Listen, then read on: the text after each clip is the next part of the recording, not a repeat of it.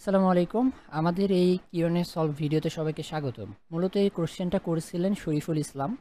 ওনার প্রবলেমটা হয়েছিল এই জায়গায়, উনি হয়তো প্রথম দিন আমরা যখন জ্যামটা ইনস্টল করেছি লোকাল সার্ভারে এবং ওয়ার্ডপ্রেস ড্যাশবোর্ডে ঢুকতে পারছি, বাট আমরা এখন যখন পিসিটা একবার অফ করার পরে ঢুকতে যাচ্ছি এভাবে লোকাল ও স্ল্যাশ ওয়ার্ডপ্রেস স্ল্যাশ ডাব্লিউপি অ্যাডমিনে, বাট ওই সময় আমাদের এইখানে নো রেজাল্ট দেখাচ্ছে, the site can not reach দেখাচ্ছে। সো এই প্রবলেমটা কেন আসতেছে ভাইয়া? প্রথম যে জিনিসটা আপনি যখন প্রথম দিন করেছিলেন আপনার সার্ভারটা কিন্তু অন ছিল, দ্যাটস ওয়াই এটা দেখায় নাই।